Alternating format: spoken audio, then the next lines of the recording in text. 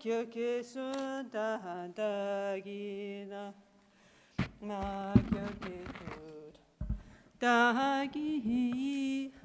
Danyame chi tu jingilo. Okay, buongiorno a tutti. Are we ready with the Mary Christina? Are you in the box? Ok, anyway, buongiorno. Adesso ricominciamo con I preghiere per il messaggero di pace. Oggi facciamo il traduzione simultanea, so quelli che hanno bisogno italiano devono mettere la cuffia, ok? Perché parlerò in inglese, ok? Ok, so... If it's not strong enough. Yeah, thanks. Ok, so spero avete tutti comprati il libro, un regalo di Natale per voi stessi, no? C'è in italiano e in inglese, no? You ready, Carmen? Ok, so per I prossimi giorni ho l'intenzione di fare così, facciamo un po' ok, so now I'm going to speak in English, it's ready, yeah? So, cuffia, please, okay, thanks. So, because we have many things to say, it's not possible to discuss everything in this short time, but anyway, so we can say something, yeah? So, I hope you all bought the book, yeah? Because you need, yeah? If you want to go in pilgrimage or if you just want to come and do practice. This is like the basic set of prayers that Lama Gangchen always did every day for 30 years here in Italy and around the world, okay? So very nice that Sharon and Carmen and Renata and Sarah, they make this for us. Thank you very much, yeah? So now we can use, yeah? Okay? So, okay, we start... What's on the cover, yeah? Okay. What's it say? It says, Shide Mun Lam Shukso, that means prayers for peace. It says peace prayers in Tibetan, prayers for peace messengers, yeah? Okay, and actually this picture, yeah? This is the symbol of the peace publications of Lama Gangchen, this flying Vajra, yeah? So it has an interesting story. Maybe I share with you, yeah? So this flying Vajra, actually it came from a dream of Lama Gangchen. Lama Gangchen had many oracle, no? In Tibet and also, you know, till he passed away, no? Our World Peace Protector, actually there's 6 or 7 Kutun, that means physical people who received the World Peace Protector, yeah? And Rinpoche's favorite one was called the Kalimpong Oracle. He passed away already since some years ago, you know? But anyway, he was a very clear channel for the World Peace Protector. So at that time, Lama Gangchen was starting to think about coming to the West, okay?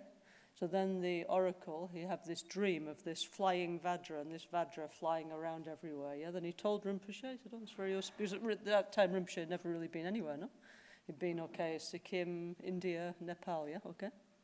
By boss around like this. But then the oracle had this dream, and then Rinpoche said, oh, that means in the future I'm going to fly everywhere, you know? And it's true. Then, from then till Rinpoche passed away, to his journey to the next life, I know nowadays it's not very ecological, but anyway, every year he was going through, like, to the moon and back 3 times, yeah? On the plane. No, he was really traveling a lot, but for the benefit of other sentient beings, okay, you know? So anyway, so this symbol first was the dream of the protector, yeah? Then Rinpoche put for the symbol of his teachings, you know, the peace publication, yeah? So he said it's like a Vajra, and the top part is the sword of Manjusra with little fire, yeah? So he said this is a very stable, very peaceful diamond, yeah? Vajra means diamond, yeah? Like the nature of the clear light of the mind, yeah? Is this okay, Maria Christina? Not too fast? It's okay? Where is she? Okay? Can't see. Good, yeah? It's okay, yeah? Maria Christina's very good. I'm just checking I'm not speaking too fast, yeah? Okay? So anyway, so Lama Gangchen said this symbol of our NgalSo teachings be very powerful, very stable, very peaceful, yeah? And continue for a long time, yeah? Okay? So that's what's on the front, yeah? Okay? So it means actually here is a kind of like synthesis of the NgalSo practice, yeah? Easy version, yeah? NgalSo also means easy, yeah? So it's good. We like easy things because our beautiful tradition, you know, so beautiful, but many complicated things. So Rinpoche, he liked to make it accessible, yeah, for us, for modern people, yeah. So he made this. It says, a collection of the prayers, mantras, and NgalSo practice taught and transmitted by Lama Gangchen Rinpoche. Okay? Okay, so here is our World Peace Buddha. Okay? When Lama Gangchen first came to the West, his first center was in Lesbos, yeah, called Buddha Garden Center, yeah, okay? And actually, we have film of this, I saw on the internet, yeah? And he put the first statue he made in the West was this World Peace Buddha, yeah, okay? To Buang Tendralma. Also in Milano, in Kumpan, Lama Gangchen, which was his first center in Italia, no? He also had one artist, I don't know, maybe it's here somewhere. Did you see it? Around here, no? Or maybe it's in Kumpan, I don't know. He up, yeah? Retreat Gompa, upstairs, yeah, yeah. So at that time, it's not like nowadays. Like now, it's more easy to, I don't know, import statues. And, yeah. Yeah. Yeah. So actually, this had already happened before I was there. So tell us, Carmen, please. Yeah, you were there. I arrived after the tanker and the statue was already there in the Kumpan. So tell us, please. La storia della Yeah, tanca. and the World Peace Buddha. Yeah. So this World Peace Buddha, as you can see, there is a Buddha standing up, and there is a ray of light with the rainbow colors going towards the planet Earth. So this was a vision, a teaching, a message from Lama Gangchen that was saying the World Peace Buddha, Buddha Tendralma, I used to call this Buddha of the interdependence, something like this. The World Peace Buddha is light, the light of his teaching is going to the world. So you can see in the entrance of the Gompa, there is a big painting made by Duccio. That was the vision of Lama Gangchen that requested Duccio to paint this Buddha standing with the light of the 5 colors going to the planets. At the same time, in the tree where the Buddha is standing, there is a big Bodhi tree, and on each leaf of the tree there is written the word peace in a different language, and many different languages. So for years there were maybe guests coming to see Lama Gangchen from other countries, and he was giving them the pen to write in their own language, in the idioma, the word peace on one of the leaves of this tree. And so we also have a statue with the same Buddha Tendralma, word peace, and there is a statue made by an artist, and I think it's up in the retreat Gompa.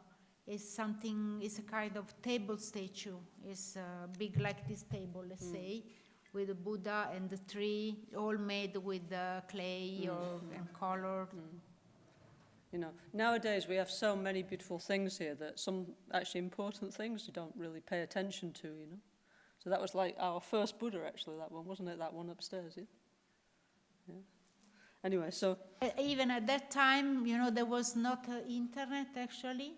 And then, so in order to find the word peace, the word peace in different languages, we went to the library in Milano, you know, to see the different dictionaries. Yeah, the good old days, no?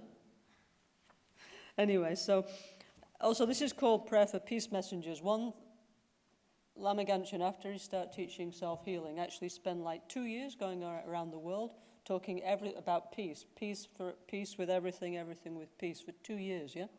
Because he said, you know, like all this, our teachings, very beautiful, yeah, but the main point of the Lord Buddha's teaching is to develop inner peace, yeah? So he wanted us to find a way to integrate peace into every aspect of our daily lives, yeah? So we have some books called, what's it called? Clear Moonlight Messenger of World Peace, yeah? But actually we have more, just now we produce a new one, no? Yes, this is the description of Yeah, this one, yeah? Lama Gangchen teaching in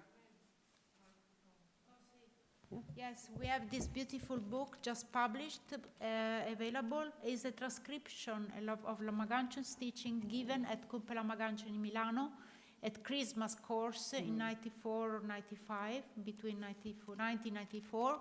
And this is exactly about peace. It's a lot of his teachings on this main subject, like the essence. So this is kind of like the sutra part. Sutra means discourse, telling you something. This is the tantra part. So actually these two go together. So very nice. They come out like this, published together, yeah? So, TYS, Lama Gangchen, Tibetan Lama World Healer. So some people ask me, what is TYS? So that's Rinpoche's name, no? T is Tinli, yeah? Y is Yarpel, and S is Srestra, so this was Rinpoche. Trinli Yarpel was his name, Lobsang Tupten Trinli Yarpel, yeah? And Srestra was his family name, so actually that's the name of his family of his Jindala, you know, Setun Gurme in his family, yeah? So in some lives they have karma connection, yeah? So in the Tibetan system they have this thing of Lama and disciple that go from, not only now, but from life to life, yeah? So that family, I think already we know 3 lives they go together, Rinpoche and that family, okay? So when Rinpoche had, after he had the flying Vajra, okay, now I'm going to travel, and then he asked Setun Gyume, he said, please make me a visa for all the country, get me a passport, yeah? So he got him a Nepali passport, yeah, he's living in Nepal, and he said, I want visa for all the countries in the world. And Setun said, I think it's a little bit too much, no? But maybe you get one at a time. Rinpoche said, no, I want it all at the same time because I'm going to go everywhere, yeah? So anyway, the Srestra means the best, actually, yeah? In Sanskrit, yeah? So it's a very nice name, yeah? So anyway, so that's what TYS is, okay? So then it says, Shidi Monlam Shukso. Shukso means here's peace prayers, yeah? Okay? And in English, prayers for peace messengers. So that means we all have to be peace messenger, yeah? Because, you know, we have all these beautiful practice, but, I mean, look, it's amazing. Look at all this, yeah? But all this has to touch our heart. It has to touch our mind, yeah? We have to become kinder and more peaceful, yeah? And we have to share that peace, that kindness with others, yeah? We have to become peace messenger, big or small, but, you know, it's nice to come here, no? Beautiful, or if we're watching this on the streaming, so lovely, no? But we need to then get up and share peace with our partner, our family, our friend, at the work, in school, whatever we're doing, you know, we should share peace, yeah? Peace for the society, peace for the environment, yeah? Recently I was in Brazil, yeah, for 2 months, very nice, with our Brazilian friends, yeah. And one of them told me that the last time Lama Gangchen was there was 2019, okay, like November or something, yeah, Anapali, yeah. So one of them was telling me that when Rinpoche was leaving, with this, obviously this we didn't know it was the last time, right, yeah? But somehow Rinpoche was saying kind of goodbye to people, although really we were not really catching that, many of us, you know. But anyway, so he said to one friend, he said, forget everything I ever taught you. He said, just practice peace, yeah? All the rest, all the mantra, mandala, everything. Just practice peace in your daily life. That's what I want you to do, you know? So, I don't know, maybe I like doing all this, you know? I want to continue, but we must make peace like the main idea, okay? I mean, Lord Buddha, yeah? What's Buddhism? Ahimsa, non-violence, yeah? Okay? Don't harm anybody, yeah? Then on top, if possible, try to help them, yeah? Okay, this is the basic idea of Buddhism, isn't it, yeah? Of Dharma, yeah? So we should always bear that in mind, you know, okay? So anyway, so let's all be peace messengers. It says, according to the Western Buddhist lineage of NgalSo Ganden Nyingu, okay? So actually, somehow our lineage is kind of, I would say actually international, because we have many Asian friends. But that, originally, when Lama Gangchen came to the West, it was like Lama Marco Polo, Western Buddhism was our slogan, yeah, okay? We lived in via Marco Polo, yeah, in Milano. Then Rinpoche was like, oh, you know, like me, you know, like bringing the Dharma to the West, yeah? Like, he used to say, Marco Polo brought spaghetti to Italia, yeah?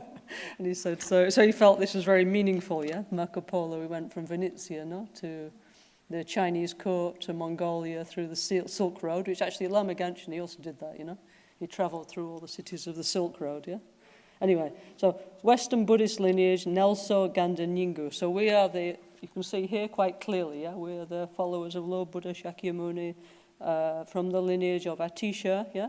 The Kadampas. He was an Indian guru who brought the Buddhist teachings to Tibet, then later on the teachings of Lama Tsongkhapa, yeah, which was originally called Kadampa and became called a Gelugpa, yeah, okay. So this lineage, yeah, and then go to the modern day, the great masters like Kyabje Trijang Rinpoche and many others, yeah. So the Gelugpa tradition, we have different like branch, let's say, and ours is Ganden Nyengu, that means like the whispered lineage, yeah? Okay, there's different lineages within the Gelugpa tradition, and within that we are the NgalSo part of the whispered lineage, yeah? Okay, so very specifically that's us, okay? Yeah? So anyway, very, very beautiful, I must say, beautiful, amazing, powerful yogic teachers, yeah? Teachings, sorry, yeah? Beautiful, yeah? Okay, so anyway, this is one presentation of practice that Rinpoche thought was very meaningful and helpful for all of us, okay? Okay? Okay, contents, okay? So we will see the contents as we go along, yeah? So what I want to do is, okay, read a bit, we sing a little bit, yeah? Also we have Carmen here. She was, I think, since the beginning you were singing together. When I first go to Kumpen, no? I walk into the Kumpen Gompa and there's Carmen and Yune, so it's like, wow, amazing singing, beautiful, you know? It was really something very different, you know? Yeah? Okay, yeah, let's have a look.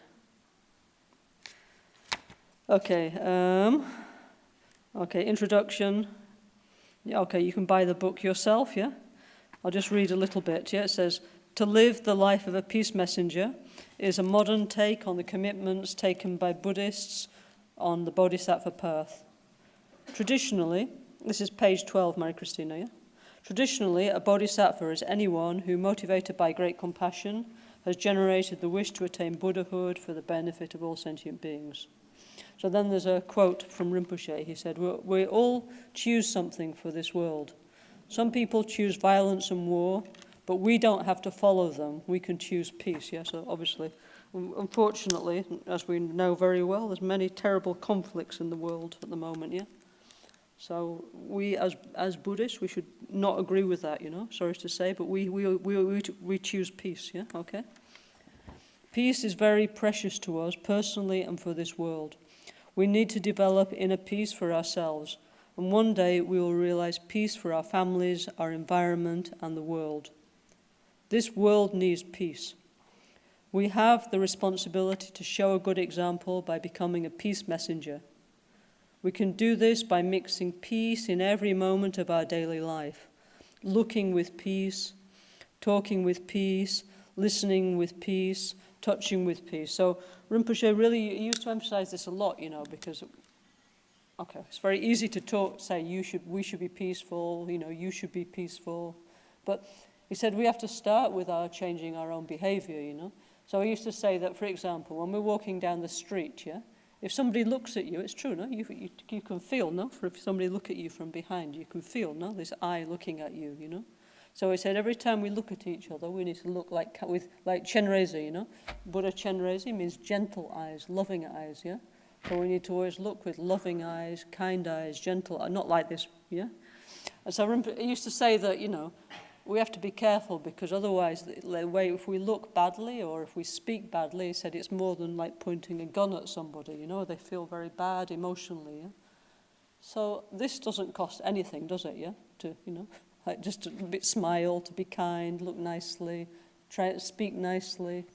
Or when we touch somebody, we're not like this, we try and be soft, you know. So he said this, you know, this is the practice, you know, actually, you know. It's not just, okay, we're here, we have 10 million mandalas and mantras and this and that. The practice is to integrate love and compassion in the daily life, okay, yeah? And all this is a support for that change, yeah, okay? So we have many, many types of Buddhism. Not all of them use these kind of techniques of mandalas, deities, mantras, and so on, but we do, you know, for us it's important and powerful, yeah?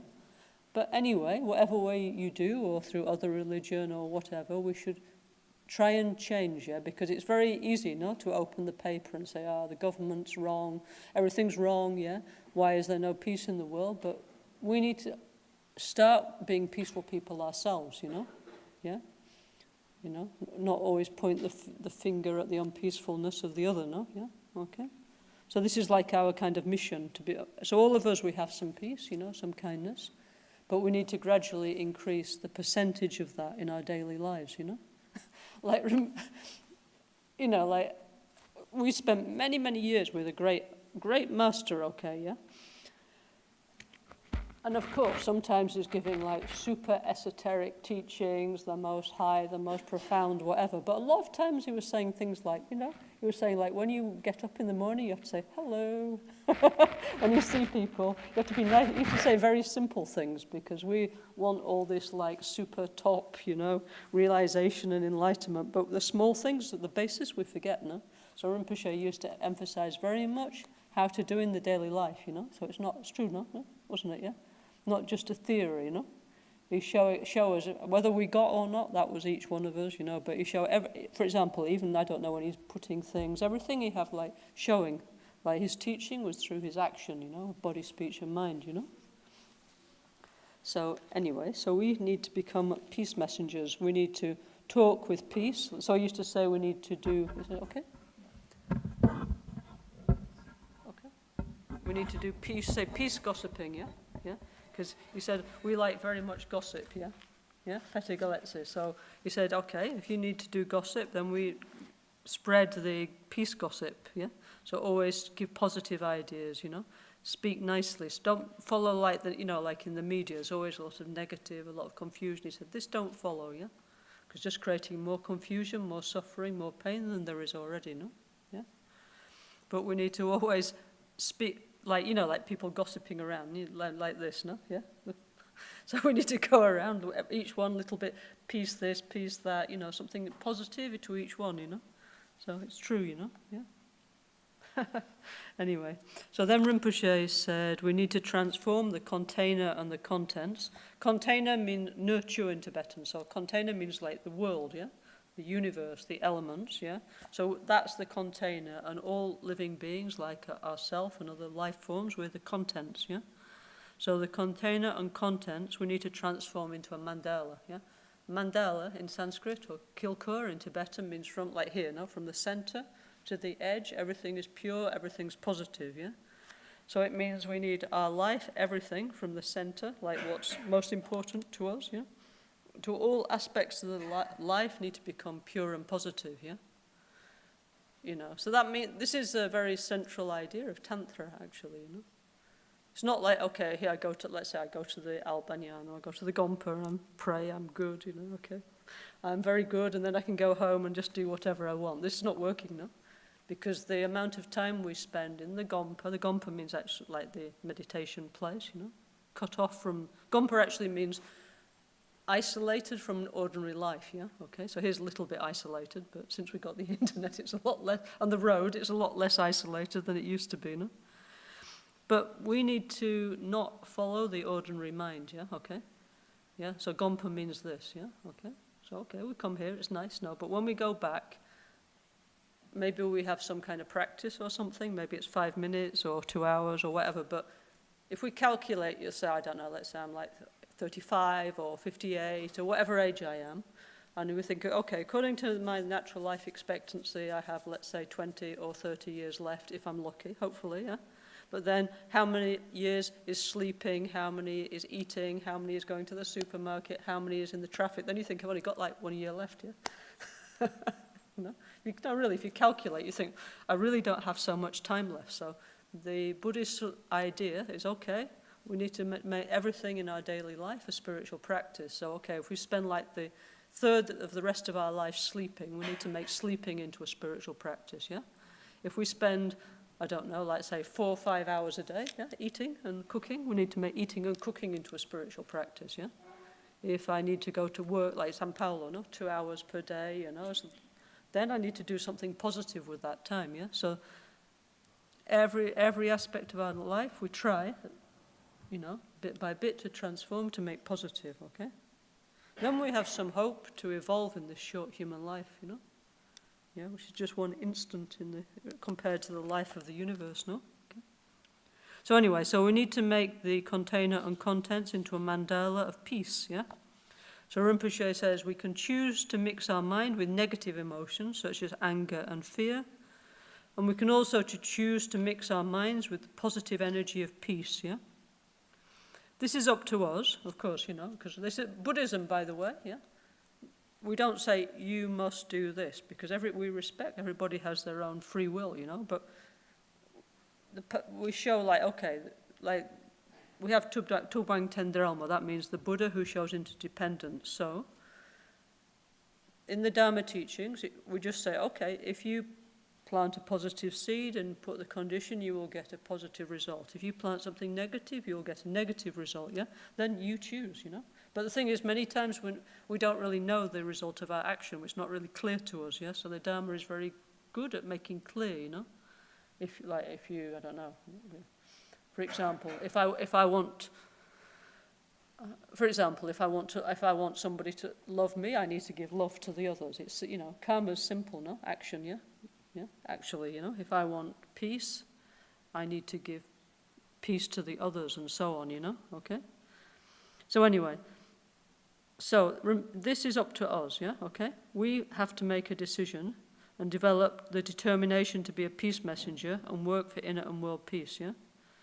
Peace is the one chance for ourselves and this world. Choose peace, yeah? We have many of these slogans, yeah? T-shirt, yeah? So, okay, this is like very short summary of what's in here, okay? Please, if you can put, we have this in Italian as well, yeah? So, very beautiful, yeah? And if you like this, we have much more. We have huge volume like this that we need to print of these peace teachings, actually, yeah? Which hopefully we're going to do soon, okay? So, okay, preliminary practice. So what we'll do first, Kamala, please you guide up to, you know, the end of the preliminary practice, yeah? Before we start the mantras, yeah? Yeah, up to page 24, okay? So what we're going to do now is called the preliminary practice. That means before we do any other kind of meditation, we do this, yeah?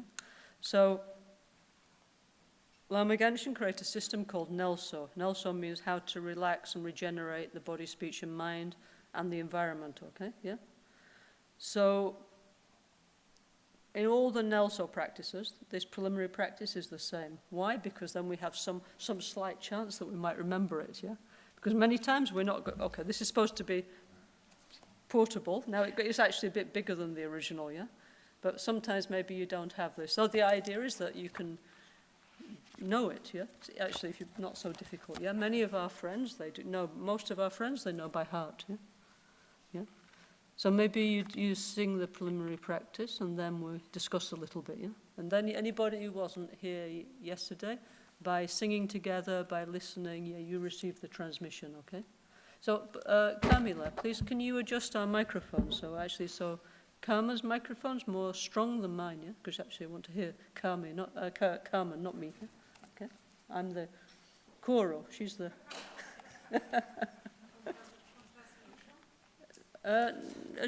no, maybe just do the Tibetan, then we discuss afterwards, yeah? Va bene.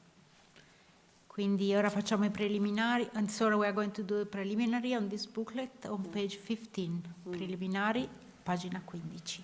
Faremo il tibetano e dopo Lama Caroline ci parla del significato. Namo Guru Bhye Namo Buddhaya Namo Dharmaya Namo Sanghaya Namo Guru Bhye Namo Buddhaya Namo Dharmaya Namo Sanghaya Namo Guru Bhye Namo Buddhaya Namo Dharmaya Namo Sanghaya Namo Triranaya